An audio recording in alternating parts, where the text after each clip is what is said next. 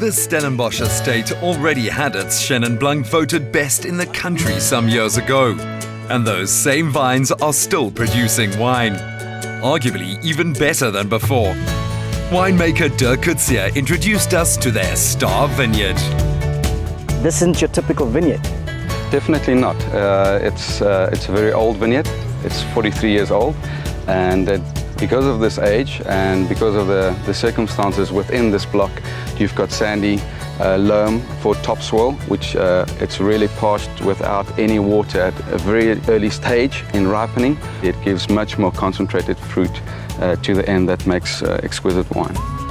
There's a reason winemakers spend 4 years at university. It's a science. In this specific block, we've got 2 areas that we harvest separately. We'll harvest the top part first for the acidity, and then the lower part, closer to the dam, we'll leave for a little bit of botrytis. And this botrytis just adds to the strawiness, a little bit of the sweetness, much more of the riper aroma spectrum to the final blend. It adds to the complexity, it gives it the glycerolness and the fattiness and the ability to age. Standard Bank's involvement in this industry is about spreading the benefits. It means a lot to any winemaker winning competition of this stature, and definitely for your own purposes, also for the farm. So definitely on a personal level, it means a lot.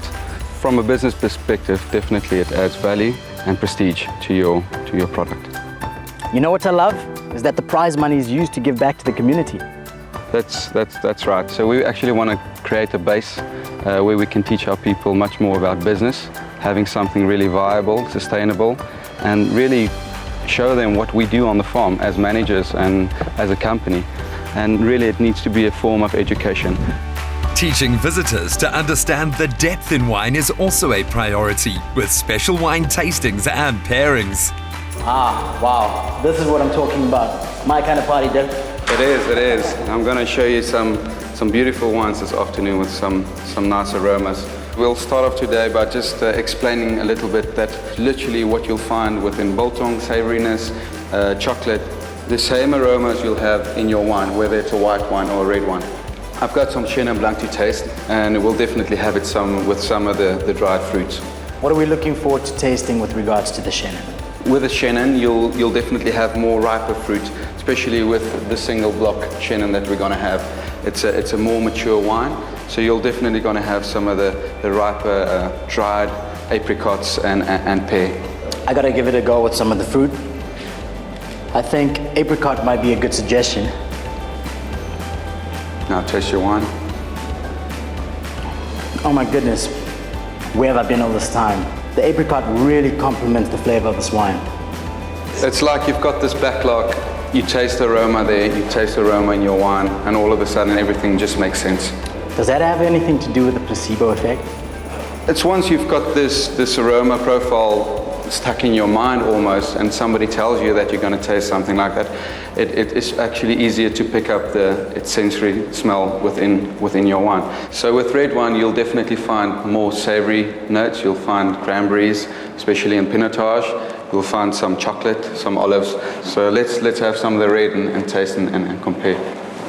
I definitely taste the cranberries in here. Not only cranberries, raspberries, blueberries. It's almost like I'm drinking a cup full of berries. Yeah, we truly believe in keeping the fruit, you know.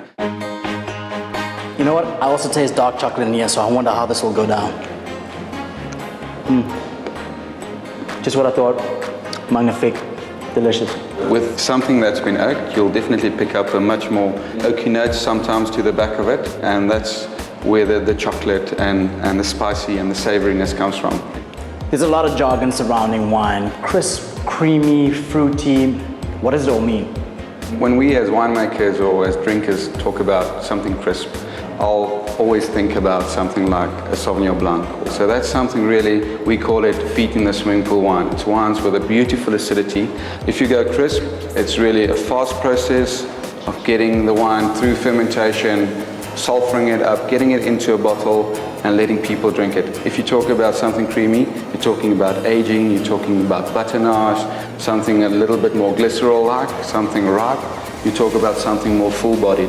One is just easy drinking, and the other one is a bit more mature, a bit more creamy, and that you get out of the process that the whole wine goes through.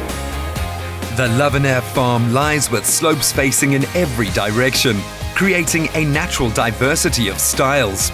The Standard Bank Chenin Blanc Top 10 Challenge recognizes that diversity is a strength, helping move this estate, its wine and its community forward.